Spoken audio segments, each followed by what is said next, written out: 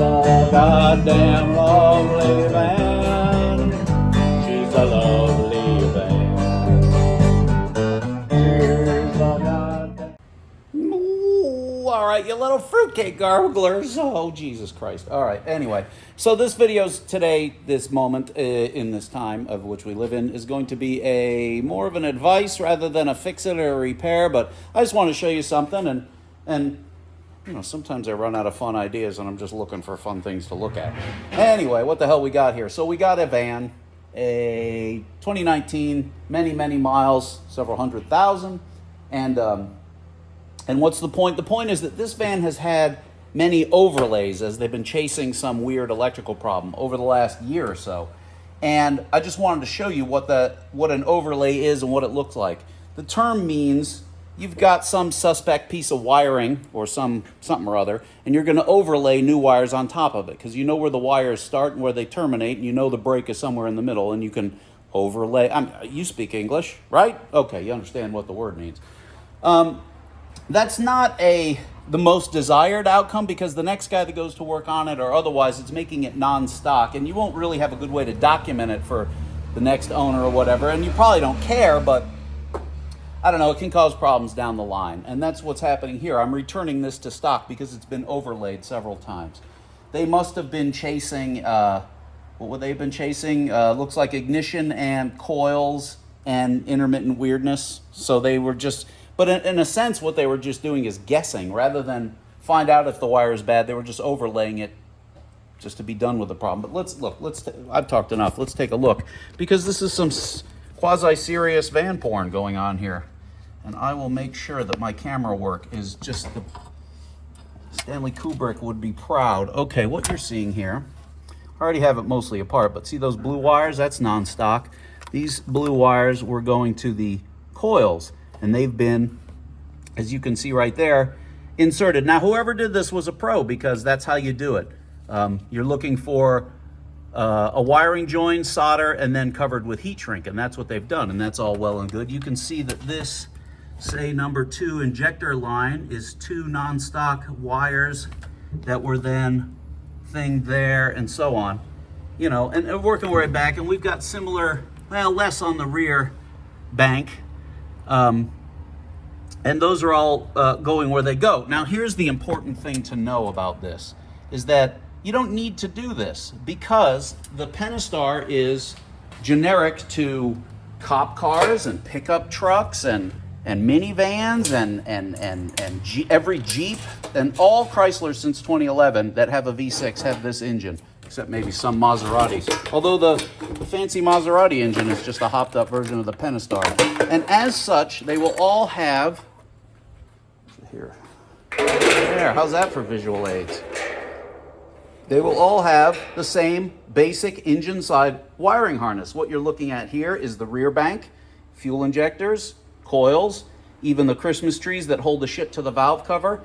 This plug is for the radio suppression cap that lives in one in each head, and this is the triangle bracket that the upper intake slides into these two little things. You'll be familiar with this because it's a struggle. It's actually upside down. It would sit like that. Actually, you can see where the bolt that holds it in is worn on the thing, and those two upper holes are where your prongs, the rear side of your intake manifold, which would be, well, one there and one there. And anyway, it's a triangle bracket. They're all the same.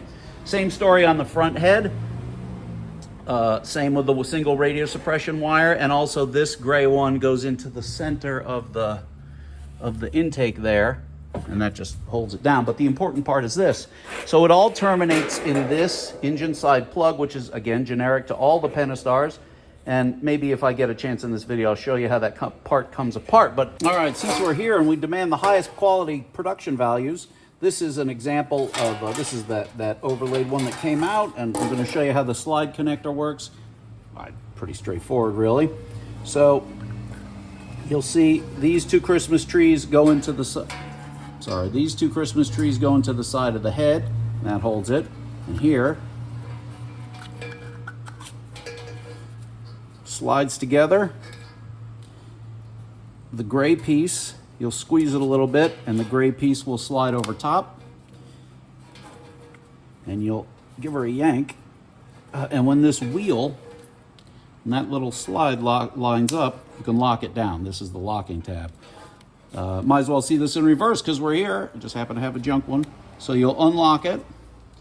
You'll see how this has a little squeeze and slide. As I'm doing that, you'll see that this rotates. I don't know if you can see that.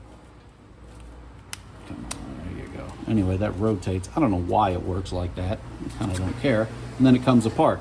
This is a very nice connector, and to date, they haven't really failed or even get contaminated or any shit like that. So that is useful.